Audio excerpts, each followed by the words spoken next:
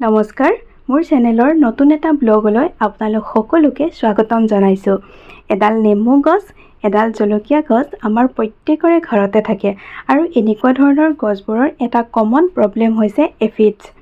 মানে গছবোৰৰ পাতবোৰৰ তলৰ ফালে কিছুমান ইনচেক্ট হয় আৰু সেই ইনচেক্টবোৰে গছডালৰ ৰসটো শুহি লয়, যাৰ ফলত সি উপযুক্ত পৰিমাণৰ ভিটামিন নাপায় আৰু তেতিয়া কি হয়, গছডালত যিবোৰ ফল হয় সেইবোৰ ৰঙা হৈ সৰি পৰে বা জলকীয়া গছৰ যিবোৰ ফলটো নহওঁতেই সেইবোৰ সৰি পৰে, যাৰ ফলত জলকীয়া লাগিবই নাপায়।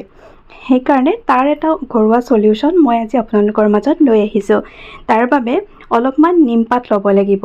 মই ঠিক ঘৰতে থকা নিম গছডালৰ পৰা অলপমান পাত ছিঙি লৈছোঁ।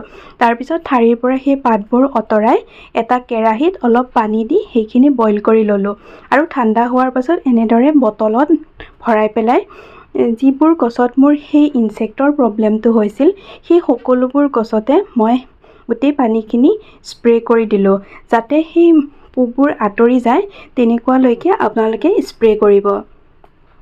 এনেকৈ মই আগতেও বহুতবাৰ কৰিছোঁ, যাৰ ফলত মই সুফল পাইছোঁ আৰু সেইবাবে ভাবিলোঁ এই টিপছটো মই আপোনালোকৰ আগতো শ্বেয়াৰ কৰোঁ।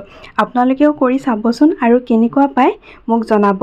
আপোনালোকৰ ঘৰত আৰু বিভিন্ন ধৰণৰ যিবোৰ ফুল গছ থাকে তাতো বহুত পৰুৱাই ধৰা দেখা যায় আৰু সেই তেনেকুৱা ধৰণৰ গছবোৰতো আপোনালোকে এই নিম পানীটো স্প্ৰে কৰি চাব পাৰে। আজিলৈ আহিছোঁ, নমস্কাৰ।